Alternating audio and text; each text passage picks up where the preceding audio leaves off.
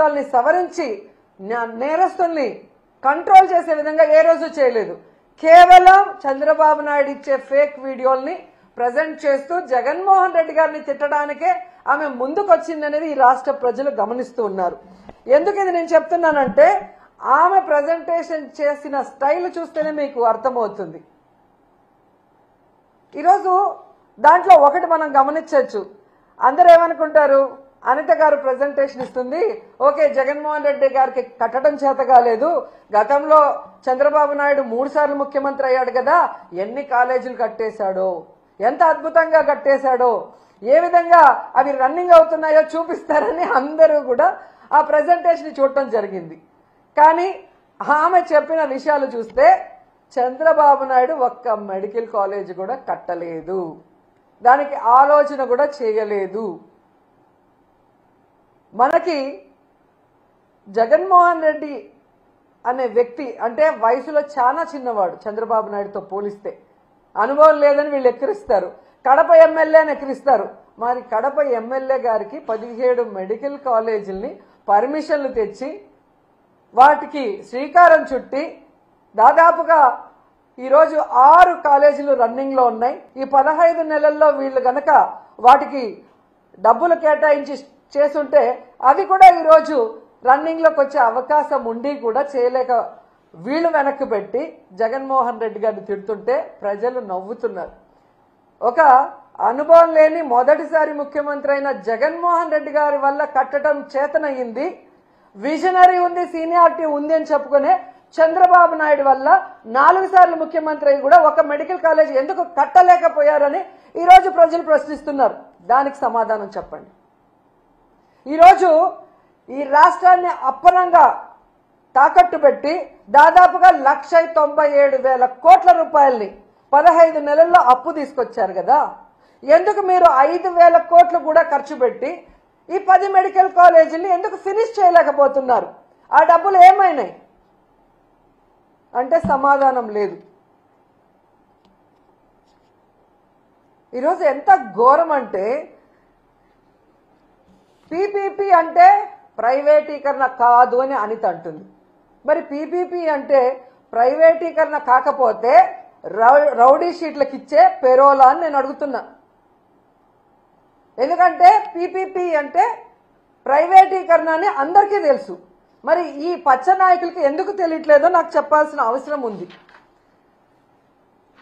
ఈరోజు పీపీపీ కానప్పుడు డబ్బులు లేక ప్రైవేటు వాళ్ళకి అప్పగిస్తున్నామని జీవో ఎందుకు ఇచ్చారు? మరి ఆ జీవోని రద్దు చేయండి. మీరు చెప్పినట్లుగా పీపీపీ అంటే ప్రైవేటీకరణ కాదు అని మీరు అన్నది నిజమైతే, డబ్బులు లేక ఈరోజు ప్రైవేట్ వాళ్ళకి దీన్ని ఇస్తున్నామని జీవో ఇచ్చారు కదా, అది వెంటనే రద్దు చేసి ప్రభుత్వమే ఆ కాలేజీల్ని పూర్తి చేయాలని కూడా వైఎస్ఆర్సీపీ నుంచి మేము డిమాండ్ చేస్తున్నాం. అండ్ ఈరోజు మీరు చూస్తే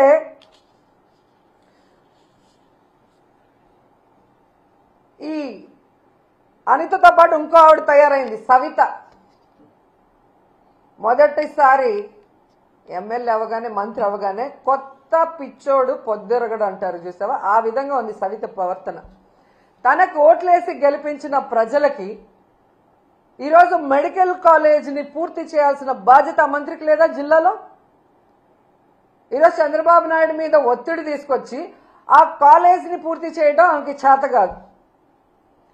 ఈరోజు అమరావతిలో వర్షం వచ్చింది నీళ్లు తోడుతున్నామని కోట్లు వేస్ట్ చేస్తూ తినేస్తున్నారు. దాంట్లో కొంత డబ్బు తీసుకొచ్చి పూర్తి చేయొచ్చు కదా, అది చేత కాదు. ఈరోజు మీ వెనకబడిన ప్రాంతం అనంతపురంలో పేద ప్రజలకి ఒక నాణ్యమైన వైద్యాన్ని అందించే విధంగా చంద్రబాబు నాయుడు కూడా చేయని ఆలోచన జగన్మోహన్ రెడ్డి గారు చేసి అక్కడ కాలేజీని నిర్మాణం స్టార్ట్ చేస్తే అది పూర్తి చేసుకోకుండా దాన్ని అమ్మకానికి కేబినెట్ లో పెడితే ఎలా సిగ్గు లేకుండా దానికి మద్దతు తెలిపావని సవితను అడుగుతున్నా నేను. మళ్ళీ నువ్వు కూడా మాట్లాడేదన్నా జగన్మోహన్ రెడ్డి గారి గురించి? నీకే అర్హత ఉంది? నీ కోట్లేసిన ప్రజలకి వెన్నుపోటు పొడిచి చంద్రబాబు నాయుడు చెప్పేదానికి గంగిరెద్దులాగా తల ఊపుతూ జగన్మోహన్ రెడ్డి గారిని మాట్లాడే అర్హత మీకుందా అని అడుగుతున్నా. మళ్ళీ అనిత అంటుంది జగన్మోహన్ రెడ్డి గారు లండన్ మందులు వేసుకోకపోవడం వల్ల ఏదేదో పిచ్చి పిచ్చిగా మాట్లాడుతున్నాడంట. ఈరోజు హైదరాబాద్లో 15 రోజులకు ఒకసారి ఏఐజీ హాస్పిటల్కి పోయి ఎవరు మందులు వేసుకుంటున్నారో రాష్ట్రంలో ఉన్న తెలుగు రాష్ట్రాల్లో ఉన్న అందరి ప్రజలకు తెలుసు.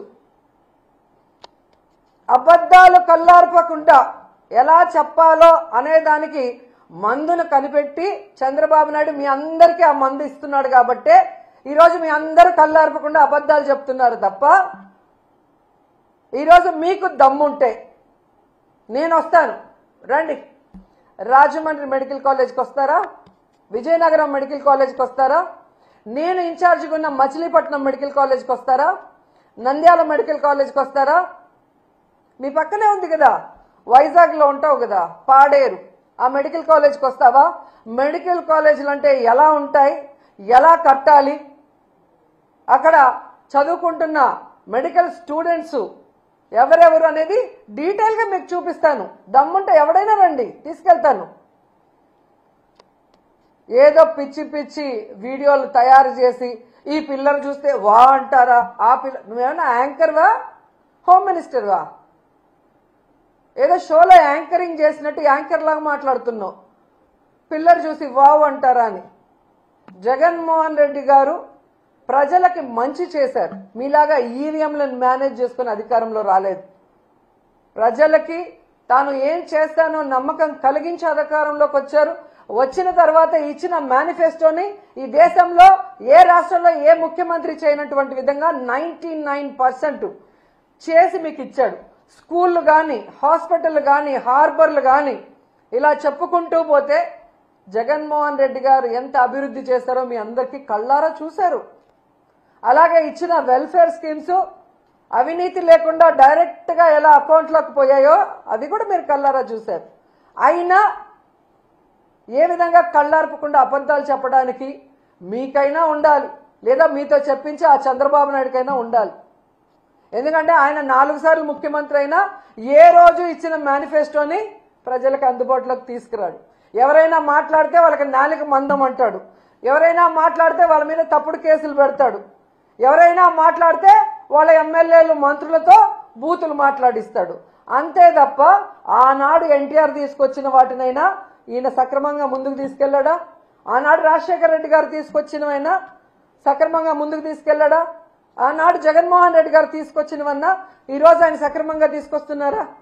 వాళ్ళు ప్రజల కోసం మంచి చేస్తే ఈయన అబద్ధాలు చెప్పి అధికారంలోకి వచ్చి వాటిని ఎలా తుంగలో దొక్కాడో మీ అందరూ కూడా ఈ రాష్ట్ర ప్రజలు అనుభవించారు, కళ్ళారా చూశారు. సో వాళ్ళు తెలుసుకోవాల్సింది, ఈరోజు విజన్ ఉంది, విస్తరాకులో కట్టుందని చెప్పుకునే ఈ చంద్రబాబు నాయుడు కనీసం 4 సార్లు ముఖ్యమంత్రి అయి కూడా ఒక్క మెడికల్ కాలేజీని కూడా కట్టలేకుండా జగన్మోహన్ రెడ్డి గారు కట్టి ఓపెన్ చేశారు. ఆల్మోస్ట్ 6, ఒకటి పూర్తయింది పులివెందల్లో, దాన్ని ఓపెన్ చేయొచ్చు. ఇంకా 10-15 నెలల్లో వాటికి కావాల్సిన ఫైనాన్స్ సపోర్ట్ చేసుంటే ఇప్పటికీ క్లాసులు ప్రారంభమై ఉంటాయి. కానీ ఎంత సిగ్గుచేట అంటే మంత్రులు మాట్లాడుతున్నారు. అసలు ఈ మంత్రులకి మెడికల్ కాలేజీలు ఎట్లా పర్మిషన్లు తెచ్చుకుంటారు, ఎలా స్టార్ట్ అవుతాయి, వాటి ప్రొసీజర్ ఏంటి అనేది వీళ్ళకి తెలుసా అని నేను అడుగుతున్నాను. ఎందుకంటే ఒక మెడికల్ కాలేజీ రావాలి అంటే ముందు ఆసుపత్రి నడపాలి, తర్వాత ఎన్ఎంసి వాళ్ళు వచ్చి దాన్ని పరిశీలించి ఓకే అనుకుంటే పర్మిషన్ ఇస్తారు. పర్మిషన్ వచ్చిన మొదటి ఏడాది అడ్మిషన్లు మొదలవుతాయి. ఆ మొదటి ఏడాదికి అవసరమైన మౌలిక వసతులు రెడీ చేస్తారు. రెండో ఏడాది కూడా అలాగే పరిశీలన చేస్తారు. ఆ తర్వాత రెండో ఏడాదికి అవసరమైన ఇన్ఫ్రాస్ట్రక్చర్ని రెడీ చేస్తారు. 3, 4, 5 సంవత్సరాల వరకు కూడా ప్రతి ఏటా ఇలా పరిశీలన చేసే అన్ని రకాల సదుపాయాలు, ఫ్యాకల్టీలు ఉన్నారా అని పరిశీలన ఉంటుంది. అంటే ఒక మెడికల్ కాలేజ్ పూర్తి స్థాయిలో నడవాలి అంటే దాదాపుగా 7 నుంచి 8 సంవత్సరాలు పడుతుంది. ఎందుకు ఇది చెప్తున్నానంటే మంగళగిరి ఎయిమ్స్ మెడికల్ కాలేజ్ కూడా మొదట విజయవాడలో ఉన్న సిద్ధార్థ కాలేజ్లో రెంట్కున్న బిల్డింగ్లోనే రెంట్కున్నారు. అది పూర్తి స్థాయిలో తయారు కావడానికి, పూర్తి స్థాయిలో క్లాసులు ఈరోజు నిర్వహించడానికి దాదాపుగా 9 సంవత్సరాలు పట్టింది. అంటే ఎలా మెడికల్ కాలేజ్ పర్మిషన్ వస్తాయి, వాటి మౌలిక సదుపాయాలు ఎవ్రీ ఇయర్ ఎలా మనం పెంచుకుంటూ పోవాలి, దాన్ని బట్టి ఏ విధంగా ఆ కాలేజీలు పూర్తి స్థాయి రన్నింగ్లో వస్తాయన్న ఒక కామన్ నాలెడ్జ్ కూడా, జనరల్ నాలెడ్జ్ కూడా లేని వీళ్ళందరికీ మంత్రి పదవులు ఇచ్చారు. వీళ్ళు ఎంతసేపు చంద్రబాబు నాయుడిని లోకేష్ని మెప్పించడం కోసం, మెహర్బానీ కోసం, ఇలా మంత్రి పదవులు పదిలంగా ఉండడం కోసం సిగ్గు లేకుండా దిగజారుడిగా అబద్ధాలు, నీతిమాలిన మాటలు మాట్లాడుతున్నారు. ఇవి చూసి ప్రజలు అసహించుకుంటున్నారు. ఇలాంటి వాళ్ళక మనం ఓటేసామని. ఎందుకంటే ఈరోజు మీరు చూస్తే ఆల్రెడీ నిర్మాణంలో ఉన్న ఈ 10 మెడికల్ కాలేజీలని పూర్తి చేయలేక మంత్రులతో వీళ్ళు మాట్లాడిచ్చే మాటలను కూడా ప్రజలు గమనించారు. కాబట్టి ప్రజలు కూడా అసహించుకుంటున్నారు. ఈరోజు అనిత గాని, సవిత గాని, చంద్రబాబు నాయుడు గాని, పవన్ కళ్యాణ్ గాని, అచ్చెన్నాయుడు గాని, ఎవరైనా కూడా వాళ్ళ కుటుంబంలో వాళ్ళు కూడా ఈరోజు డిస్కస్ చేసుకుంటుంటారు. ఏంట్రా వీళ్ళకేమన్నా మెంటలా? ఒక ప్రభుత్వ కాలేజీ ఉంటే పేదవాళ్ళకి మెడికల్ సీట్లు రావటమే కాకుండా ఆ వెనుకబడిన ప్రాంతంలో ఉన్న పేదలకు ఒక నాణ్యమైన వైద్యాన్ని అందించే అవకాశం ఉండి ఎందుకు ఇలాంటి పిచ్చి పనులు చేస్తున్నారని మీ బంధువులు మాట్లాడుకుంటుంటారు, మీ చుట్టుపక్కల వాళ్ళు మాట్లాడుకుంటున్నారు. గమనించండి. ఎందుకంటే కోవిడ్ వచ్చినప్పుడు ఈ చంద్రబాబు నాయుడు చేతగానితనం వల్ల ఈ రాష్ట్రంలో సరి అయిన వైద్య సదుపాయం లేకుండా ఎంతమంది ఇబ్బంది పడ్డారో మేమంతా కళ్ళారా చూసాం. ఎందుకంటే మేమంతా ఆంధ్రాలో ఉన్నాం. వాళ్ళ నియోజకవర్గాల్లో ఉండి పార్టీలు చూడకుండా, కులం చూడకుండా, మతం చూడకుండా ప్రజలకు సర్వీస్ చేసిన వాళ్ళం.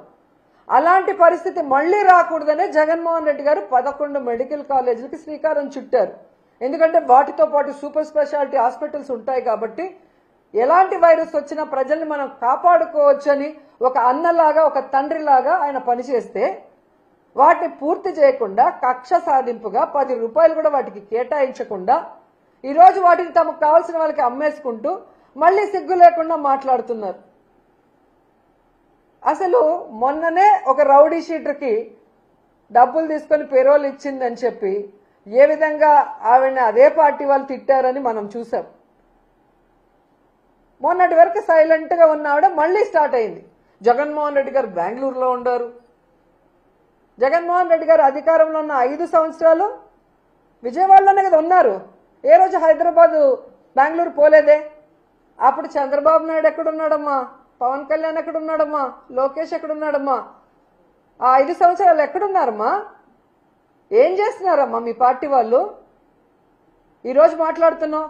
ఈ రాష్ట్రంలో ప్రజలకు కానీ, రైతులకు కానీ, మహిళలకు కానీ మా పార్టీ నాయకులు మీ రెడ్ బుక్ రాజ్యాంగం వల్ల కష్టపడినా కానీ ఇమీడియట్ గా క్షణాల్లో ఇక్కడికి జగన్ గారు వస్తున్నారు, మాకు అండగా ఉంటున్నారు.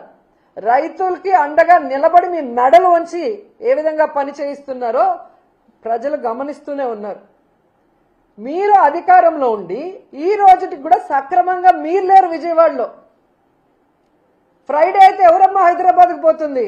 హైదరాబాద్ పోవటానికా డిప్యూటీ సీఎం పోస్టులు, ఎడ్యుకేషన్ మినిస్టర్ పోస్టులు, రెవెన్యూ పోస్టులు, హోంమంత్రి పోస్టులు, సీఎం పోస్టులు ఇచ్చేది? ఎవరున్నారు? ఫ్రైడే అయితే పారిపోతున్నారు, ఎంజాయ్ చేస్తున్నారు వీకెండ్లలో.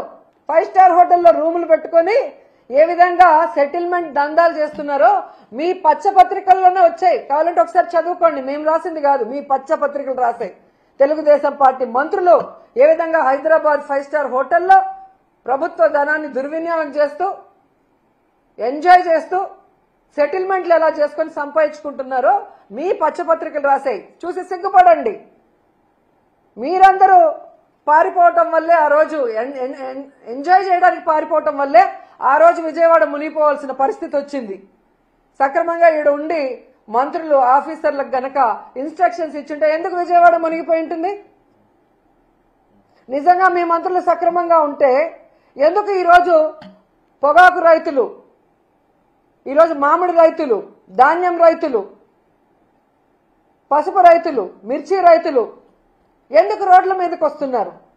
ఎందుకు ఆత్మహత్యలు చేసుకుంటున్నారు? ఈరోజు యూరియా లేదని ఎందుకు రోడ్ల మీద పడిగాపులు పడుతున్నారు? ఎండనక వాననక. అడ్డదిడ్డంగా పెరిగిన అచ్చెన్నాయుడు వ్యవసాయ శాఖ మంత్రిగా ఉండి ఈ రాష్ట్రంలో రైతుల్ని నిట్ట నిలువున ముంచేసిన దౌర్భాగ్య పరిస్థితుల్లో నువ్వుండి జగన్మోహన్ రెడ్డిని అంటావా నుయ్యో గొయ్యో చూసుకోమని? ఒక వ్యవసాయ మంత్రిగా ఉండి రైతులకి ఈరోజు మద్దతు ధర ఇవ్వలేకపోయినందుకు నువ్వు తీసుకోవాలి నుయ్యో గొయ్యో, జగన్ కాదు. ఒక వ్యవసాయ శాఖ మంత్రిగా ఉండి ఈరోజు కేంద్రం ఇచ్చిన లక్షల టన్నుల యూరియాని రైతులకి అందకుండా బ్లాక్ మార్కెట్ లో అమ్ముకొని మింగేస్తుంటే దాన్ని కంట్రోల్ చేయాల్సింది పోయి నువ్వు కూడా వాటా తీసుకున్నందుకు నుయ్యో గొయ్యో చూసుకోవాలి, జగన్మోహన్ రెడ్డి గారు కాదు. నీ నియోజకవర్గంలో ఇచ్చాపురం గణపతి అనే వ్యక్తి యూరియా దొరక్క తాను సూసైడ్ చేసుకుంటూ ఒక వీడియో సెల్ఫ్ వీడియో పెట్టాడు. నీ దౌర్భాగ్యమైన మంత్రి వల్ల ఎలాంటి పరిస్థితి ఆ రైతుకు వచ్చిందో చెబుతూ దానికి నుయ్యో గొయ్యో చూసుకోవాలి, జగన్మోహన్ రెడ్డి గారు కాదు. నీ శాఖలో ఉన్న అఫీషియల్స్ ఈరోజు రైతులకు సమాధానం చెప్పలేక మీ దోపిడీని చూడలేక కలెక్టర్ ఆఫీస్ ముందర ధర్నా చేశారు. సిగ్గుచేటు. దానికి నుయ్యో గొయ్యో చూసుకోవాలి, జగన్మోహన్ రెడ్డి గారు కాదు. ఈరోజు మీ మీద నమ్మకంతో 164 సీట్ల పైగా మీకు ఇస్తే ప్రజలు ఆ నమ్మకాన్ని మీ అమ్మకం కోసం మీరు వాడుకుంటున్నారు. సిగ్గుపడాలి మీరు. ఇప్పటికైనా ఈ జీవోను రద్దు చేయాలి.